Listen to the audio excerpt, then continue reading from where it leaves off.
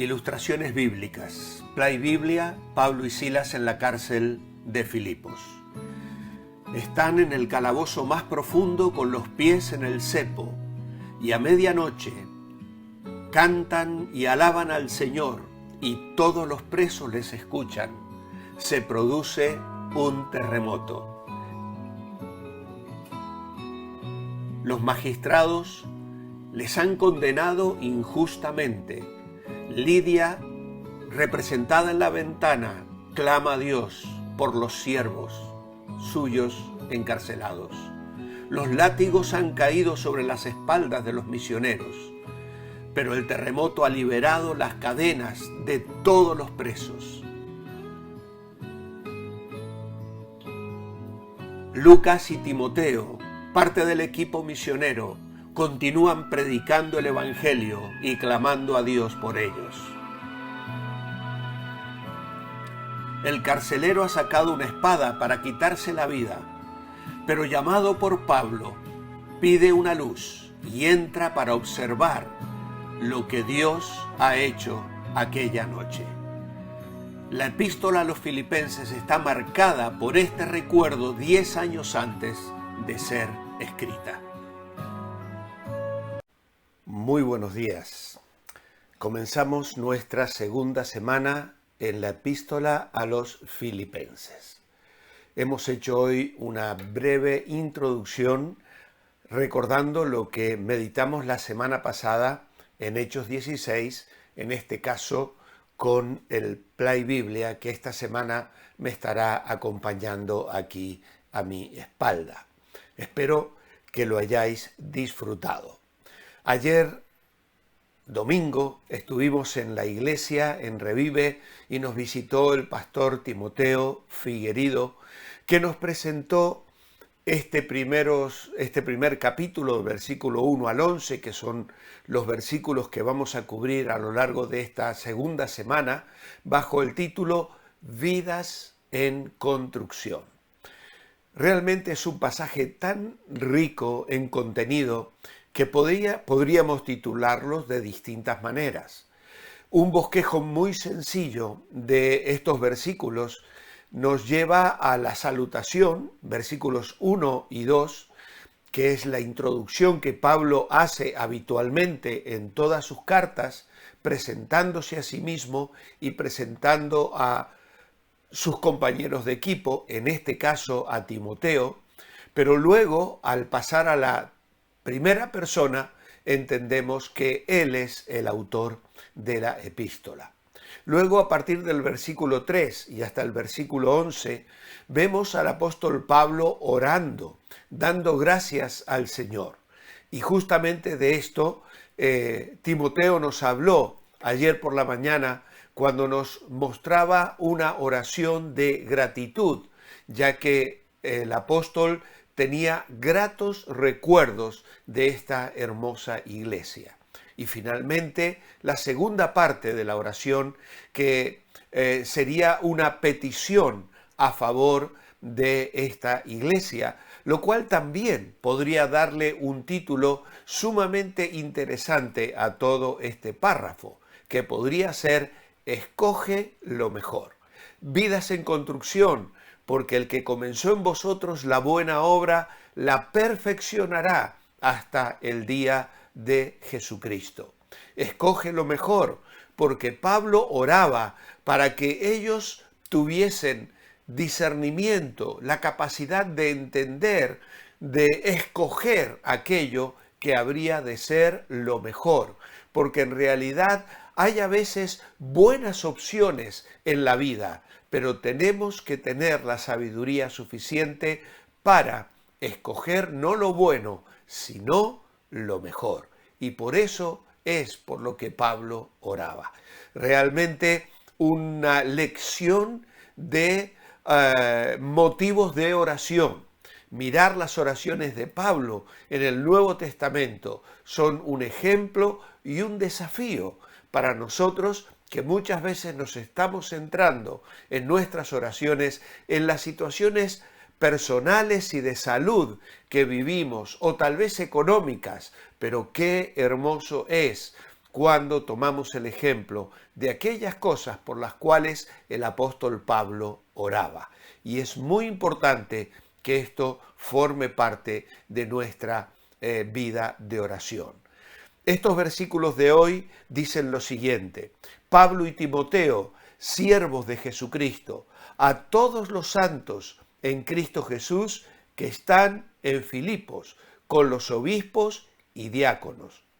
Gracia y paz a vosotros, de Dios nuestro Padre y del Señor Jesucristo.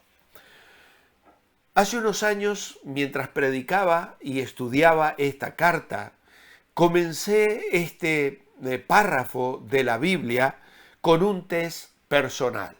Y tal vez sea una pregunta, un test que tú puedas hacerte en esta misma mañana. La primera pregunta es: ¿soy un santo? Y la segunda pregunta es: ¿soy un siervo? ¿Eres un santo? ¿Eres un siervo? Pablo y Timoteo, siervos de Jesucristo, a todos los santos en Cristo Jesús que están en Filipos. Ya lo hemos mencionado y lo volvemos a recordar. Vivimos en una esfera temporal. Vivimos en ciudades, en casas, en edificios, en distintos lugares del mundo. Pero hay una posición extraordinaria y maravillosa que todos tenemos en Cristo Jesús. Cuando una persona se arrepiente de corazón, admite sus pecados y se vuelve a Dios buscando salvación, Dios viene al encuentro de esa persona. ¿Y qué trae en sus manos? Trae a Jesucristo. Dios nos toma a nosotros con nuestras miserias y nuestros pecados y nos coloca en Jesucristo. Y toma a Jesucristo y lo coloca dentro de nosotros, en nuestro corazón. Es por eso que el apóstol Pablo diría a los Gálatas: ya no vivo yo, mas vive Cristo en mí. Y lo que ahora vivo en la carne, lo vivo en la fe del Hijo de Dios, el cual me amó y se entregó a sí mismo por mí. Dios ha colocado a su Hijo en nosotros.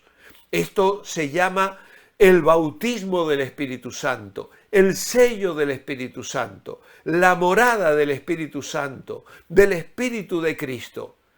El Señor Jesucristo le dijo a los discípulos: os conviene que yo me vaya, porque entonces enviaré a otro, un Salvador, que morará dentro de vosotros, porque esto es lo que a nosotros nos convenía. Más que un Salvador al lado nuestro, necesitábamos un Salvador dentro nuestro. Y Dios ha colocado a Cristo mediante su Espíritu en cada uno de aquellos que hemos creído en Cristo y le hemos aceptado como nuestro Salvador personal. Pero también nos ha tomado a nosotros y nos ha colocado en Cristo. Pablo, en su primera carta a los Corintios, en el capítulo 1, dice: mas por Él estáis vosotros en Cristo Jesús. Dios nos toma y nos coloca en Jesucristo, nos reviste de Jesucristo. Segunda Corintios dice: al que no conoció pecado, por nosotros lo hizo pecado, para que nosotros fuésemos hechos justicia de Dios en él.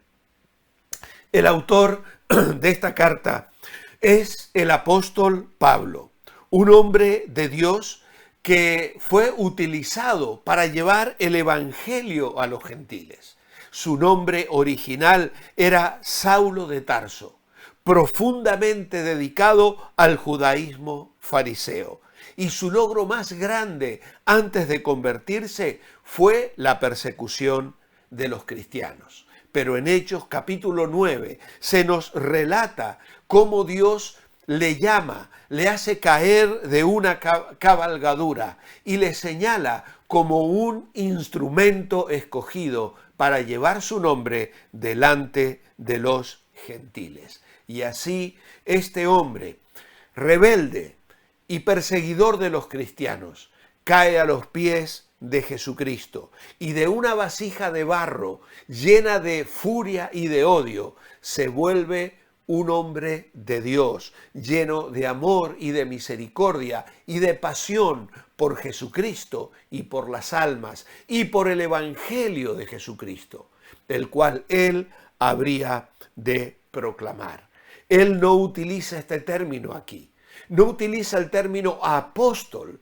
¿Por qué? Pues precisamente por la cercanía que tenía con la iglesia a los filipenses.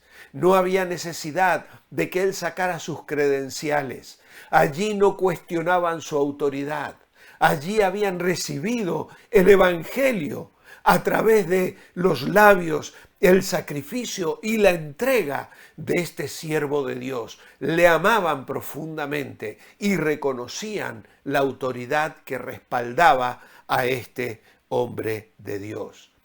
Timoteo era el secretario del apóstol Pablo, escogido para el segundo viaje misionero, y hemos hablado de esto la semana pasada. Hay quienes sugieran que era el amanuense, es decir, que Pablo le dictaba las cartas. No sabemos realmente si esto era así o no, pero Timoteo tenía una carga pastoral. En el capítulo 3, Pablo va a volver a describir la actitud de Timoteo, de Epafrodito y del equipo misionero. Y realmente este era un hombre que tenía un sentir, una actitud hacia Cristo, hacia la iglesia y hacia el ministerio, porque había sido llamado a los santos en Cristo Jesús. Y esto tiene que ver con la actitud hacia Cristo. Cuando el apóstol Pablo describe así los santos en Cristo Jesús, tenemos que recalcar que en Jesús tenían un modelo de vida. Vemos el Jesús hombre, aquel cuyos pasos tenemos que seguir. El apóstol Pedro lo diría más tarde, que debemos seguir las pisadas de nuestro Maestro. Pero en Cristo tenían a su Señor. Si en Jesús tenían un modelo de vida para seguir, en Cristo tenían un Señor a quien obedecer. Y esto precisamente porque eran santos en Cristo Jesús. Y aquí vemos cómo Pablo escribe a una iglesia organizada, diáconos, ancianos, obispos, palabras que nos han sido explicadas en el día de ayer y en las cuales hoy ya no nos podemos detener. Pero eran los supervisores espirituales que Dios colocaba sobre la iglesia. No como una cuestión de rango y de ser unos más importantes que otros, pero sí en la experiencia y madurez de vida cristiana. Unos servían, pastoreaban, supervisaban, ayudaban y guiaban. Más tarde, Pedro llamará a los ancianos y les hablará de la corona que habrán de recibir por la labor que habrán de hacer al servicio de los santos. Y así una iglesia organizada y disciplinada es una iglesia que experimenta la paz y la gracia de Dios. Gracia y paz a vosotros de parte de Dios nuestro Padre y del Señor Jesucristo. Gracia era una palabra común entre los gentiles. Paz era un término más común entre los judíos, pero estas cosas fluían de una fuente única, la fuente que está en Dios. Es a Él a quien amamos, es de Él quien recibimos estas bendiciones y es a Él a quien elevamos esta mañana nuestra oración escrita. Amado Padre, tú estás construyendo nuestras vidas. Un trabajo que no dejarás abandonado. Por gracia me has hecho un santo y por gracia me haces un siervo tuyo. Los dos son maravillosos privilegios por los cuales hoy te doy gracias. Así le das sentido a nuestra vida presente y también a nuestra eternidad contigo. Te alabamos y te bendecimos hoy. Les espero mañana martes para seguir meditando en esta hermosa epístola a los Filipenses. Mientras tanto, manteneos bendecibles.